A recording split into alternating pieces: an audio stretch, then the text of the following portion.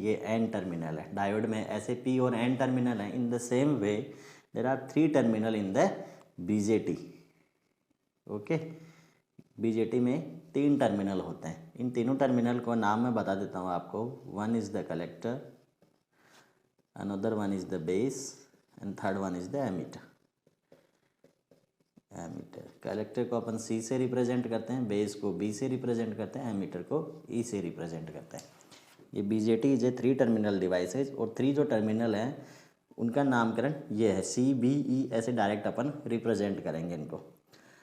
फिर इसके ऊपर अपने से क्वेश्चन पूछे जाते हैं कि बीजेटी का जो ये बेस रीजन है, कलेक्टर रीजन है, एमीटर रीजन, ये 3 रीजन होते हैं। अगर इसका अपन टॉप व्यू देखें बीजेटी का तो ऐसे होता है ये। जैसे पी एन जंक्शन डायोड में क्या था, पी और एन को मिलाया था ऐसे, ये डिप्लेशन बना था, ये पी था, ये एन था, ऐसे था ना। This is a diode. ये क्या है, दो डिवाइस है, 2 टर्मिनल डिवाइस है। यहाँ 3 टर्मिनल हैं। ओके, तो यहाँ 2 एरिया है, P area and an area. ठीक है, यहाँ पे क्या होगा, यहाँ पे 3 रीजन रहेंगे। ओके, 3 रीजन रहेंगे। इसमें से एक ये रहेगा, इसको थोड़ा बड़ा बना देते हैं। एक ये एरिया है, this is second one, third one. तो इस एरिया को बोलते हैं एमीटर, इसको बोलते हैं बेस, इसको बोलते हैं कलेक्टर। ऐसे ये रीजन होते हैं इसमें। ठीक है, बीजेटी में 3 रीजन हो गए, 3 टर्मिनल डिवाइस है। ये रीजन ऐसे होते हैं, बेस मिड में रहता है। अब इन पे क्वेश्चन ये पूछा जाता है कि तो ये जो ई बी सी हैं, जो एमीटर, बेस और कलेक्टर रीजन है, ये सेमीकंडक्टर ही होंगे, या तो पी टाइप रहेंगे या फिर एन टाइप रहेंगे। यहाँ क्या रहेंगे, एन टाइप रहेंगे। ओके, तो इसका स्टैंडर्ड है, ये एन टाइप बीजेटी है या पी टाइप बीजेटी है। एन टाइप बीजेटी है और पी टाइप बीजेटी, 2 टाइप का बीजेटी रहेगा, एन टाइप और पी टाइप। ठीक है, अगर मेरा एमीटर एन है, मिड बेस जो रीजन है वो पी है, एंड कलेक्टर इज एन है, तो एन पी एन, तो ये क्या हो गया, एन पी एन बीजेटी हो जाएगा। और एक होगा पी एन पी बीजेटी। तो यहाँ पे एन कलेक्टर, पी बेस और ये एमीटर, ऐसे बोल सकते हैं। फिर ये कलेक्टर, बेस, एमीटर। ओके, तो यहाँ अपन 2 टाइप का इसको बोल सकते हैं, एन पी एन बीजेटी और पी एन पी बीजेटी। क्योंकि 3 रीजन है, तीनों रीजन या तो फिर सब एक तरह का, सबको मैं एन एन बना दूँ फिर तो कोई मतलब ही नहीं रहा, वो एक तरह का एन टाइप का सेमीकंडक्टर बन जाएगा। ओके, एक को ये एन और ये एन हो गया तो फिर 2 एन लेने का भी कोई मतलब नहीं हुआ। तो बीच वाले को अगर पी रख के इसको एन पी और एन ऐसे रखेंगे तो ये एन पी एन बीजेटी बन गया ना। एन क्या है, यहाँ पे एन टाइप का सेमीकंडक्टर है ये। ओके, तो एन पी एन बीजेटी और पी एन पी बीजेटी, ये 2 टाइप के बीजेटी होते हैं। तो इसका मतलब ये होता है कि अगर एन पी एन बीजेटी है, N P N BJT, N P N BJT, इसमें क्या होगा, मेरा एमीटर है वो एन टाइप का रहेगा और कलेक्टर भी एन टाइप का रहेगा। इसमें जो बेस मिड वाला है वो पी टाइप का रहेगा। ओके, जो पी एन पी बीजेटी है इसमें क्या होगा, अब एमीटर पी टाइप का, कलेक्टर भी पी टाइप का, and base will be N type का। ओके, ये अपने को मालूम होना चाहिए। 2 टाइप के बीजेटी हो गए, N P N and P N P, 3 terminal device हो गया। अभी बीजेटी के बारे में ये सिंबल है, तो ये सिंबल किसका है, अब ये सिंबल जानना पड़ेगा अपने को। ठीक है, सिंबल देख के अपने को बताना पड़ेगा कि एन पी कौन सा, एन पी एन है या पी एन पी है। तो अगर ये एरो जहाँ लगा रहता है, ये एक तो टर्मिनल पहचानना है, this terminal is always base, ये तो अपन पहचान लेंगे। लेकिन कलेक्टर और एमीटर पहचानने में थोड़ी दिक्कत होती है। तो जिस साइड में एरो लगा रहता है, ये एरो, वो टर्मिनल होता है एमीटर टर्मिनल। तो रिमेनिंग क्या हो गया, बचा हुआ कलेक्टर हो गया। और ये एरो अगर ऐसे आउटवर्ड है, बेस टू एमीटर है इस तरह से, ओके, तब तो ये होता है N P N, N P N, ये एन पी एन बीजेटी, ये हो गया एन पी एन बीजेटी। ये सिंबल भी पूछ लेते हैं कि एन पी एन बीजेटी का सिंबल क्या होगा। और अगर एरो की डायरेक्शन अपोजिट है, इफ एरो की डायरेक्शन ऐसे है, ई टू बी है, ये हमेशा एरो ई पे रहेगा, हमेशा एरो कहाँ पे रहेगा, ई के ऊपर रहेगा। ओके, एक बार बता देते हैं यहाँ पे दोनों सिंबल, एन पी एन और पी एन पी का symbol upon. BJT is a 3 terminal device, BJT is a 3 terminal device होती है। BJT it is a 3 terminal device, 3 terminal device, 3 terminal का डिवाइस होता है, जैसे diode 2 terminal device, in the same way BJT is a 3 terminal device. और 3 terminal के जो नाम है that is ammeter, collector and base. Base हमेशा मिड में रहता है कलेक्टर और एमीटर के, ओके। फिर ये होता है N P N BJT. N P N BJT का सिंबल दिस, एरो हमेशा एमीटर पे लगता है, this is the emitter, this is the collector, this is the base. ये अपने को पहचानना इसमें ज़रूरी रहता है। तो B2 करंट डायरेक्शन अगर B2E है, B2E that is NPN, okay. तो NPN का मतलब क्या हो गया, मेरा एमीटर है वो भी N टाइप का है, और जो कलेक्टर है that is also N type, and जो बेस है डैट इज़ P टाइप का। N और P अपने को मालूम है एक्सट्रिंसिक सेमीकंडक्टर है।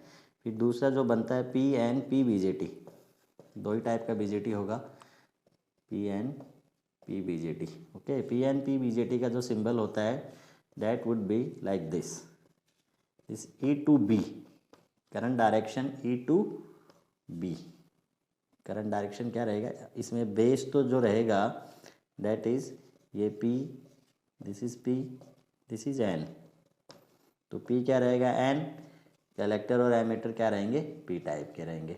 जो करंट डायरेक्शन है वो मेरा क्या रहेगा इसमें, यहाँ B2E था, B2E है करंट डायरेक्शन, ओके। B2E अगर करंट डायरेक्शन है तो NPN और E to B, if current direction is E to B then it is PNP। और जहाँ एरो लगा रहता है that terminal will be emitter terminal.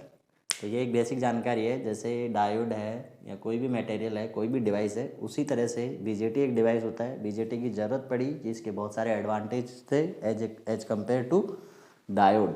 Diode amplify नहीं कर पा रहा था चीज़ों को, और बहुत सारी दिक्कतें थी डायोड के साथ। उनको ओवरकम करने के लिए यहाँ डायोड का कंसेप्ट यूज़ हुआ है, बीजेटी डिवाइस डिस्कवर हुआ, और इसमें फिर बीजेटी में ये इस तरह का होता है, 3 टर्मिनल होते हैं, 2 टाइप का होता है, और 3 रीजन होते हैं इसमें, ठीक है, NPN एंड PNP। इसके आगे अपन इसमें देखते हैं। अभी ये तो हो गया बेसिक एकदम कि ये बीजेटी नाम की कोई बला है, ऐसे ऐसे 3 टर्मिनल होते हैं, ऐसे ऐसे उसको कनेक्ट करते हैं, ठीक है। अब इसमें पूछा जाता है क्वेश्चन, तो बीजेटी जो बनाते हैं अपन इसको ऐसे ड्रॉ कर सकते हैं। इसका टॉप व्यू अपन देखें तो 3 एरिया हैं इसमें, ओके। ये होता है एमीटर, ये होता है बेस एरिया, ये होता है कलेक्टर एरिया। अब इससे पूछा जाता है कि इसकी जो विड्थ होती है, तीनों रीजन की विड्थ होगी, this is the WE, this is the WB and this is the WC। इनकी डोपिंग भी रहेगी और इनकी विड्थ रहेगी। अब मैं ये एक्सटेंसिक सेमीकंडक्टर, ये भी एक सेमीकंडक्टर, ये भी एक सेमीकंडक्टर। तो एक्सटेंसिक जो सेमीकंडक्टर है उसका सबसे जो बात है वो है उसकी डोपिंग। डोपिंग का लेवल क्या है, ओके। डोपिंग का लेवल क्या है यहाँ पे। तो पहले तो अपन ये देख लेते हैं कि WC का विड्थ सबसे ज़्यादा होता है, WE का फिर उससे कम होता है, और WB का विड्थ सबसे कम होता है। सबसे जो ज़्यादा डोपिंग होती है वो एमीटर की होती है, फिर कलेक्टर की होती है, और फिर बेस की होती है। जो डोपिंग है N फॉर मैं डोपिंग यूज़ कर रहा हूँ यहाँ पे, तो doping of emitter is greater than compare to collector and compare to base. ये ऑर्डर एग्जाम में 2-3 बार अपने से पूछ लिया गया है। अब इसका रीजन भी पूछ सकते हैं, अभी तक रीजन नहीं पूछा कि ऐसा क्यों होता है, ओके। कलेक्टर की विड्थ सबसे ज़्यादा होती है, एमीटर की उससे कम, बेस की सबसे कम होती है। तो ये जो बीजेटी ये काम कैसे करता है, जैसे NPN बीजेटी अपन देखें, ओके। NPN बीजेटी में एमीटर E टाइप, जो E है एमीटर है that would be N type. N type का नाम लेते ही अपने दिमाग में आ जाना चाहिए कि वहाँ पे एक्सिस में क्या रहेंगे, होल रहेंगे, इलेक्ट्रॉन रहेंगे, ओके। एक्सिस में क्या रहेंगे, इलेक्ट्रॉन रहेंगे। अगर मैं इसको एक्सटर्नल सप्लाई से कनेक्ट करता हूँ ऐसे एमीटर को, इसको, तो यहाँ से ये ऐसे कनेक्ट हो जाएगा, ओके। और ये क्या है N टाइप, ये P टाइप, ये N टाइप। तो ये E है that is the B, that is the C। तो इसको अगर ऐसे देखा जाए, ऐसे अपन इसको कनेक्ट करते हैं, इसको अपन बोल सकते हैं VEE बोल दो, और इसको VCC, इसको ग्राउंड ले लो भले, ओके। तो ये एक जनरल कनेक्शन है। अब यहाँ से यहाँ तक इसमें चार्ज फ्लो होगा, वो कैरियर फ्लो होंगे यहाँ से यहाँ तक, तभी तो ये अपने काम का रहेगा। तो N का अगर N यहाँ एमीटर मेरा एन टाइप का है तो यहाँ एक्सिस में क्या है इलेक्ट्रॉन, ये पी टाइप का है तो यहाँ एक्सिस में क्या है होल है, और ये क्या है एन टाइप का तो यहाँ भी एक्सिस में क्या है इलेक्ट्रॉन है। ओके, इस टाइप से अपन इसको दिखा सकते हैं। तो जैसे ही मैं ऐसे कनेक्शन करूँगा तो ये जो नेगेटिव टर्मिनल है ये इन इलेक्ट्रॉन को पुश करेगा, तो इलेक्ट्रॉन यहाँ आएंगे, तो इसके साथ रिकम्बाइन होने के चांसेज इलेक्ट्रॉन के बढ़ जाते हैं। तो रिकॉम्बिनेशन के चांसेस कम हो अगर इनको एरिया बहुत ज़्यादा मिल जाएगा ट्रैवलिंग करने के लिए, यहाँ से यहाँ कोई जा रहा है उसको ज़्यादा दूरी मिल गई तो वो अपना रिकम्बाइन हो जाएगा होल के साथ और यहाँ तक पहुँच नहीं पाएगा। और अपना काम कब होगा, यहाँ से जो चार्ज कैरियर चला है वो यहाँ पे कलेक्ट हो जाए तब अपना ये क्लोज पाथ बन जाएगा, देन कोई मतलब वाली बात रहेगी। तो इसलिए इस एरिया को सबसे मिनिमम रखा जाता है कि यहाँ से आने वाला इलेक्ट्रॉन यहाँ पहुँच जाए, यहाँ उसके साथ होल के साथ रिकम्बाइन ना हो। दैट्स वाई WB सबसे कम रहता है। ओके, तो WB का सबसे कम होने का रीज़न ये होगा कि रिकॉम्बिनेशन रेट कम हो बेस में जितना रिकॉम्बिनेशन रेट कम रहेगा उतना ही अपने फ़ायदे की बात रहेगी। अब ये है कि एमीटर का ये डोपिंग लेवल भी क्यों ज़्यादा रखा जाए, अगर मैं यहाँ ज़्यादा डोपिंग लेवल नहीं करूँगा तो डिफ्यूजन का प्रोसेस बहुत कम रहेगा, इसलिए डिफ्यूजन, क्योंकि एमीटर क्या करता है इलेक्ट्रॉन सप्लाई करता है, सप्लाई तभी तो करेगा जब उसके पास खुद के पास बहुत ज़्यादा हो। यहाँ पे BJT में emitter supplies the charge carrier, emitter supplies charge carrier. Okay, ये चार्ज कैरियर को सप्लाई करता है तो इसकी डोपिंग एक्सिस में होना ज़रूरी है, then only it can supply. Okay, इसलिए इसकी डोपिंग बहुत ज़्यादा होती है। फिर है कि WC की विड्थ सबसे ज़्यादा क्यों होती है, क्योंकि इसको क्या होता है कि यहाँ से आने वाले इलेक्ट्रॉन यहाँ कलेक्ट करने होते हैं, इसलिए कलेक्टर बोलते हैं इसको। ओके, तो ये इलेक्ट्रॉन को जो एमीटर से इलेक्ट्रॉन चल के आते हैं उनको ये कलेक्ट करता है, तो कलेक्ट करने के पास एरिया इसका ज़्यादा होना चाहिए। तो एरिया कब ज़्यादा होगा, जब इसकी W ज़्यादा होगी। ओके, तो to collect the charge carrier from emitter, इसलिए इसका वेट सबसे ज़्यादा होता है और ये सप्लाई करता है, इसलिए इसकी डोपिंग कंसंट्रेशन सबसे ज़्यादा होती है। इसमें रिकॉम्बिनेशन रेट कम हो इसलिए इसकी विड्थ सबसे कम होती है, और इसकी विड्थ है वो इससे थोड़ी कम रखी जाती है। ठीक है, ओके। अगर यहाँ की मैं डोपिंग कंसंट्रेशन ज़्यादा कर दूंगा, ये NB भी इसलिए कम रखा जाता है कि यहाँ के नंबर ऑफ होल कम रहेंगे तो इन इलेक्ट्रॉन के साथ रिकम्बाइन होने के चांसेस कम रहेंगे। बेस में रिकॉम्बिनेशन कम हो तभी इलेक्ट्रॉन अपना कलेक्टर के पास पहुँचेगा, यहाँ से यहाँ पहुँचेगा तभी कोई डिवाइस का सेंस बनेगा, अदरवाइज ये डिवाइस इनकम्प्लीट रहेगी, चार्ज कैरियर को कंप्लीट पाथ हो नहीं पाएगा। ओके, तो ये इसमें देख लिया अपन ने, ऐसे ये काम करता है, ऐसे इनको कनेक्ट करते हैं।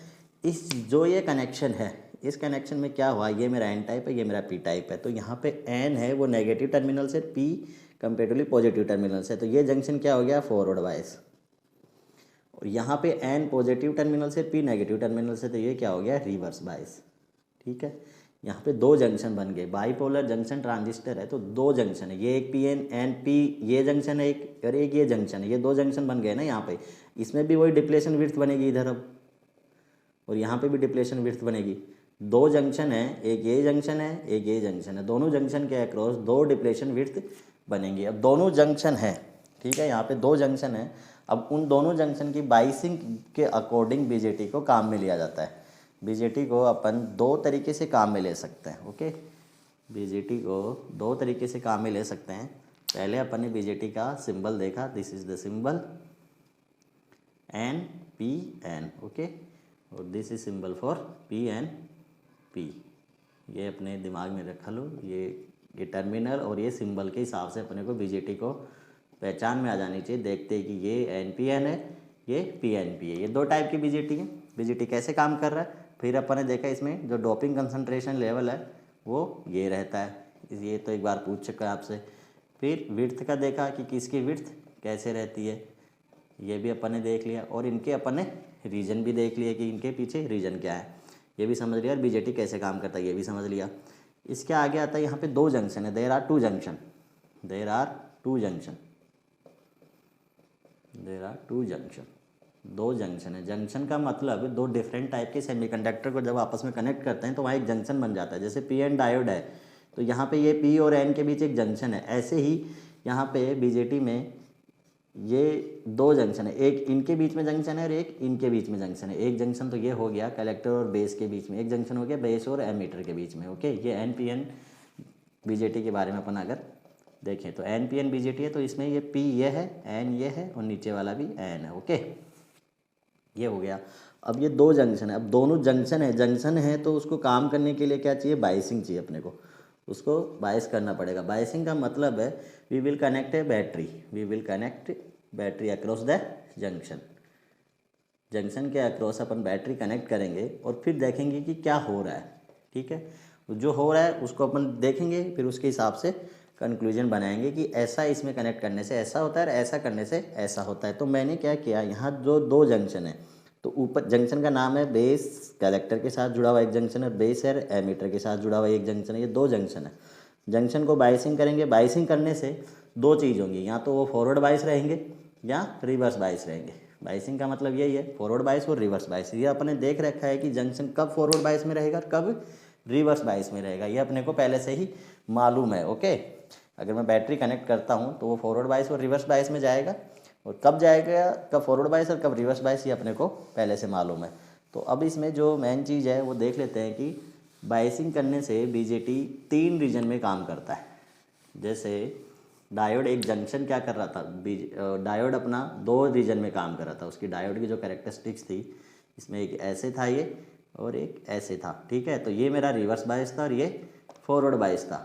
ओके, ऐसे ये 2 रीजन थे इसके। ओके, ऐसे ही बीजेटी में 2 जंक्शन है, उनकी बाइसिंग के बेसिस पे वो 3 रीजन में काम करता है। There are 3 operating region for BJT, there are 3 operating region of BJT. 3 operating region रहेंगे बीजेटी के। जैसे जैसे ऑपरेटिंग रीजन, जैसे जैसे मैं उसको बाइसिंग करूँगा, जिस तरीके से वोल्टेज एक्सटर्नल वोल्टेज सप्लाई करेंगे उस हिसाब से वो अलग अलग रीजन में काम करेगा। अगर अलग अलग रीजन में उसका एप्लीकेशन अलग अलग होता है। एट इज पहला जो रीजन है उसका ऑपरेशन का वो रहता है सैचुरेशन रीजन। तो ये अपने से डायरेक्ट पूछ लेते हैं कि कब ये सैचुरेशन में रहेगा, कब वो कट ऑफ रीजन में रहेगा और कब एक्टिव रीजन में रहेगा, और कौन से रीजन में कैसे काम करेगा। यहाँ पे ये बस मेन इंपॉर्टेंट चीज़ है। ये 3rd रीजन होता है एक्टिव रीजन। तो कब कौन से रीजन में रहेगा पहला ये, और उस रीजन में कैसे काम करेगा, किस काम का अपने लिए वो। तो पहले मैं अगर इसमें अभी समझूं, ये बीजेटी है, बीजेटी का नाम लेते हैं ये, और ये 2 जंक्शन है, पहला जंक्शन ये है, दूसरा जंक्शन ये है। ओके, ये बेस और कलेक्टर के बीच में, बेस और एमीटर के बीच में ये एरो ऐसे लगा लेता हूँ, और मैं इसको NPN मान के अपने को समझना है। अगर तो 2 जंक्शन है, base collector, base emitter. Okay, यहाँ पॉसिबिलिटी है कि मैं बेस और कलेक्टर जंक्शन को फॉरवर्ड बाइस कर दूँ। ओके, फॉरवर्ड बाइस, और इसको भी फॉरवर्ड बाइस, दोनों को मैंने फॉरवर्ड बाइस कर दिया। तो तब ये कौन सा रीजन रहेगा, ये रहेगा सैचुरेशन रीजन। जब both junction are in the forward bias then BJT will be in the saturation region. Okay, ये इसकी कैरेक्टरिस्टिक से पता लगा था कि दोनों जंक्शन को अपन ने फॉरवर्ड बायस करके देखा तो क्या रहा, फिर उस रीजन को नाम दिया इन्होंने सैचुरेशन रीजन। और यहाँ पे बीजेटी एज ए स्विच काम करता है, वो बाद में देखते हैं। चलो, दूसरा ऑप्शन है कि बीजेटी बेस और कलेक्टर और बेस और एमीटर जंक्शन को, इसको मैं कर दूँ रिवर्स बायस, दोनों फॉरवर्ड बायस कर दिया, अब दोनों रिवर्स बायस कर देता है। ओके, दोनों को रिवर्स बायस कर दिया, तब ये काम करेगा cut off region. Cut off region मतलब किसी काम का नहीं है, तब बंद है एकदम। ओके, 3rd जो पॉसिबिलिटी है वो ये है कि बेस और कलेक्टर जंक्शन, इसको मैं कर दूं रिवर्स बायस, इसको कर दूं फॉरवर्ड बायस, तब ये रहेगा एक्टिव रीजन। तो अपने को इनकी बाइसिंग से देख के अपन ये बता सकते हैं कि बीजेटी कौन से रीजन में काम करेगा। ये इंपॉर्टेंट चीज़ है, डायरेक्ट पूछ लेते हैं ये तो कि अब बताइए बीजेटी कौन से रीजन में काम करेगा। फॉरवर्ड बायस और रिवर्स बायस नाम दे के पूछ सकते हैं, या फिर वो वोल्टेज दे के पूछ लेंगे। वोल्टेज देख के अपने को पहचानना है कि ये फॉरवर्ड बायस में है कि रिवर्स बायस में है। अगर अपने को मालूम पड़ गया कि ये फॉरवर्ड बायस में है दोनों जंक्शन, तो वो सैचुरेशन रीजन में जाएगा। एक दोनों रिवर्स बायस में तो कट ऑफ रीजन में। बेस एमीटर ऊपर वाला जंक्शन रिवर्स बायस और नीचे वाला जंक्शन फॉरवर्ड बायस, तो एक्टिव रीजन में। और ये एक्टिव रीजन वाला जंक्शन ही अपने को बीजेटी का ज़्यादातर यूज इसी रीजन के अंदर किया जाता है, यही काम का है। तो ये ज़्यादा पूछ सकते हैं कि कब एक्टिव रीजन में रहेगा ऊपर वाला रिवर्स बायस, नीचे वाला फॉरवर्ड बायस रहेगा। दोनों फॉरवर्ड बायस, दोनों रिवर्स बायस। अब एक पॉसिबिलिटी बनती है कि ऊपर वाला फॉरवर्ड बायस, नीचे वाला रिवर्स बायस, ये एक पॉसिबिलिटी बनती है, वो अपने काम का नहीं है, तो वो देखने की ज़रूरत नहीं है अपने को, ठीक है। ये 3 रीजन है, कब कब तीनों रीजन में काम करेगा। There are 3 operating region, one is the saturation region, another is the cut off region, third one is the active region. Base collector junction, forward bias, base emitter junction, forward bias, then it will be work in the saturation region. If base to collector junction is in the reverse bias and base to emitter junction in the reverse bias, then BJT will be in the cutoff region. और ऊपर वाला base to collector junction in the reverse bias, base to emitter junction in the forward bias, then BJT will be work in the active region. तो ये तीनों reason अपने को मालूम पड़ गए कि कौन से रीजन में कब काम करेगा। तो 2 यहाँ पे जंक्शन थे, दोनों की बाइसिंग के अकॉर्डिंग उसका ऑपरेटिंग रीजन रहेगा। अब बात यह है कि कौन से रीजन में क्या काम का रहेगा, वो क्या काम आएगा अपने को, ओके। तो there are 2 application of BJT, there are 2 application. काम क्या है इसका, किस काम में आ रहा है भाई बीजेटी, क्यों पढ़ रहे हैं इसको। तो इसके 2 एप्लीकेशन है, 2 एप्लीकेशन। पहला है एज ए स्विच, स्विच जो घर में होता है ऑन और ऑफ रहता है, वो as a switch. As a switch काम कब करेगा, एज ए स्विच में ऑन कंडीशन, स्विच ऑन या ऑफ रहेगा ना, तो ऑन कब रहेगा और ऑफ कब रहेगा। In the on condition BJT must be work in the saturation region. अगर वो सैचुरेशन रीजन में है तब वो ऑन स्विच कहलाएगा, ओके। और ऑन फिर क्या हो गया, base to collector and base to emitter, both junction are in the forward bias, are in the forward bias, then BJT will be in the saturation region. Saturation region मतलब the on condition, on switch, on state, on state, चालू state में रहेगा। As a switch में दूसरा option क्या है, of condition हो सकता है, ऑफ स्टेट। ऑफ स्टेट में क्या रहेगा, cut off region. Cut off region में, कट ऑफ रीजन में, in the cut off region BJT will be off switch, okay. तो कट ऑफ रीजन कब रहेगा, when the both junction are in the reverse bias, reverse bias में रहेगा। दूसरा जो application है that is the amplifier, as a amplifier. ये बहुत इंपॉर्टेंट है, एम्पलीफायर के काम में आता है बीजेटी ज़्यादातर। तो एम्पलीफिकेशन, एम्पलीफिकेशन करता है ये, जो मैंने सिग्नल दिया उसको एम्पलीफाई करके आउटपुट में देगा, वो इंपॉर्टेंट काम है एज एम्पलीफायर। तो एम्पलीफायर के लिए काम करने के लिए ये कौन से रीजन में काम करता है, एक्टिव रीजन में। एक्टिव रीजन में अगर बीजेटी रहेगा, हर रीजन में बीजेटी का अलग अलग यूज है। एक्टिव रीजन में रहेगा तो एज एम्पलीफायर काम करेगा। एक्टिव रीजन में कब रहेगा, जब ऊपर वाला जंक्शन तो रिवर्स बायस में और नीचे वाला जंक्शन फॉरवर्ड बायस में। ऊपर वाले नीचे वाले के जंक्शन के नाम से आपको समझना चाहिए, that is a base to emitter and base to collector, then it will work in the active region. Active region means it will be work as a amplifier. तो there are 2 application of BJT, पहला as a switch, switch में on condition and off condition. दूसरा application as a amplifier, amplification के काम में आता है, तब वो एक्टिव रीजन में चाहिए। एक्टिव रीजन में होने का मतलब है base to collector junction will be in the reverse bias, base to emitter junction in the forward bias. अब ये ऐसा क्यों होता है, ये अपन समझ भी सकते हैं। अगर ऐसा अपन उनको करेंगे रिवर्स बायस और फॉरवर्ड बायस, तो अपने को वहाँ पे एम्पलीफाई मिलेगा सिग्नल का, जो मैंने इनपुट सिग्नल दे रहा है उसका आउटपुट में एज ए एम्पलीफाई होके मिलेगा, ज़्यादा मिलेगा। अगर मैंने 1 मिली वोल्ट दिया तो वो एम्पलीफिकेशन के साथ उधर आउटपुट में मिलेगा। ऐसा अपन ने स्टडी करके उनको देखा है और वो अपन समझ भी सकते हैं, लेकिन वो ज़्यादा इतना डिटेल में जाने की ज़रूरत नहीं है। अपने को ये चीज़ याद रहनी चाहिए, ओके। थोड़ी देर 1-2-4 बार रीड मारेंगे तो याद हो जाएगा कि बीजेटी में 3 जंक्शन है, सॉरी बीजेटी में 2 जंक्शन है। दोनों जंक्शन की बाइसिंग के अकॉर्डिंग उसके 3 ऑपरेटिंग रीजन है और तीनों ऑपरेटिंग रीजन में उसका काम अलग अलग है। ये अच्छी चीज़ है कि हर रीजन में वो अलग अलग काम करेगा। सैचुरेशन रीजन में वो on switch, cut off region में ऑफ स्विच, एक्टिव रीजन में एज ए एम्पलीफायर। और कब कट ऑफ रीजन, कब एक्टिव रीजन, कब सैचुरेशन रीजन रहेगा, ये भी अपन ने देख लिया कि दोनों जंक्शन की जो बाइसिंग है, बाइसिंग इंपॉर्टेंट है। बाइसिंग अपन ने डायोड में समझ लिया। अब बाइसिंग यहाँ पे जैसी उसकी बाइसिंग रहेगी उस हिसाब से उसका ऑपरेटिंग रीजन रहेगा और ऑपरेटिंग रीजन के हिसाब से ही बीजेटी का एप्लीकेशन रहेगा। ये तो था इसका थ्योरी पार्ट, ओके। अब बीजेटी में जो नेक्स्ट आता है वो है कि एम्पलीफायर, जो सबसे जो इम्पोर्टेंट इसका यूज़ था that is the as a amplifier. Amplifier amplification कैसे करता है, तो मुझे आउटपुट में क्या मिलता है, इस पे बहुत बार क्वेश्चन आ रखे हैं हर बार, ओके।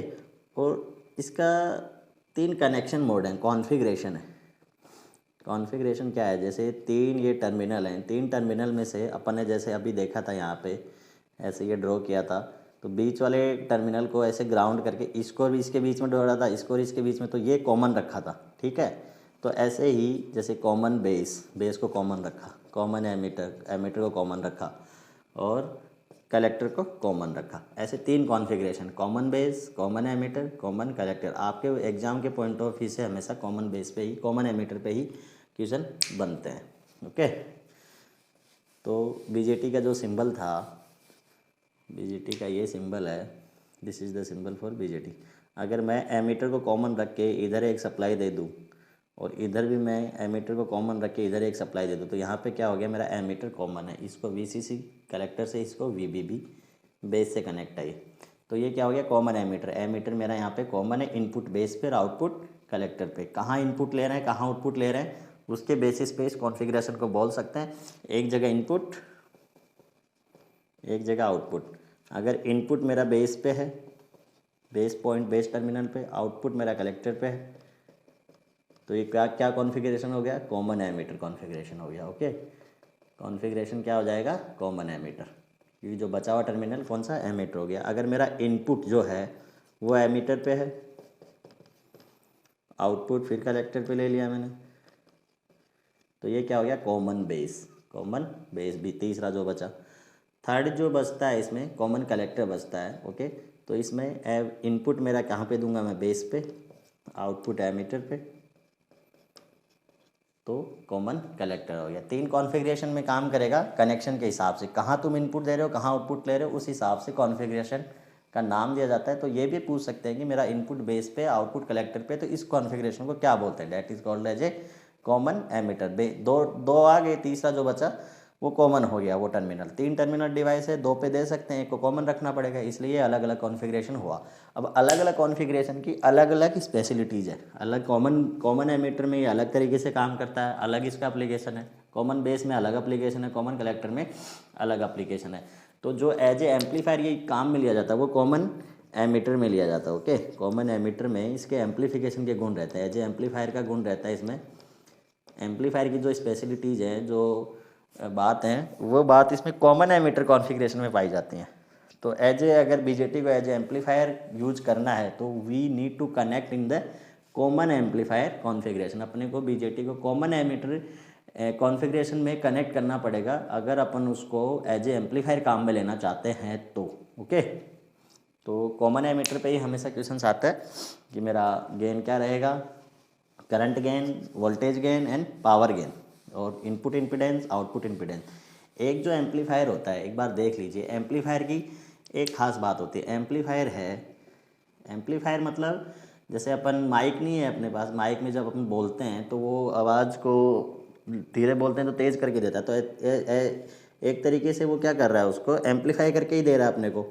तो उसकी तीन चीज़ें होती हैं एम्पलीफायर में। एक तो होता है उसका गेन, एक होता है उसका इनपुट रेजिस्टेंस, एक होता है आउटपुट रेजिस्टेंस। ये 3 चीज़ होते हैं जे किसी भी एम्पलीफायर के लिए। ओके, अब गेन में फिर बोल सकते हैं कि voltage gain, current gain and power gain.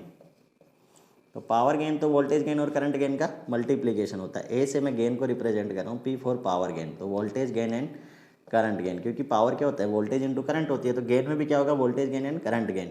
तो ये 3 तरीके से गेन हो गए। ठीक है, एक एम्पलीफायर की 3 चीज़ होती हैं, gain, input resistance, output resistance. Okay, तो इनपुट रेजिस्टेंस जो इनपुट के अक्रॉस जो देखा जाता है वो मेरा इनपुट रेजिस्टेंस रहेगा। एम्पलीफायर को ऐसे लिख सकते हैं, या आउटपुट रेजिस्टेंस रहेगा, ये मेरा लोड जहाँ मुझे कनेक्ट करना है। एक एम्पलीफायर को मैं ऐसे रिप्रेजेंट कर सकता हूँ, this is the we input and this is the A into we input. Okay, ये रहता है। तो ये अलग अलग, ये वोल्टेज एम्पलीफायर के लिए, करंट एम्पलीफायर के लिए ये कनेक्शन अलग अलग हो जाता है। ये अपने ये भी काम की चीज़ नहीं, काम की चीज़ ये है कि कोई एम्पलीफायर अगर मुझे नाम सुनाई दे रहा है तो मेरे दिमाग में चीज़ आ जानी चाहिए, ये एम्पलीफायर नाम आया, एम्पलीफायर है तो उसका एक गेन होगा, उसका input impedance, input resistance and output resistance, ये 3 चीज़ उसके साथ जुड़ी हुई रहेंगी। ये 3 चीज़ मुझे एक एम्पलीफायर के लिए बतानी पड़ेंगी।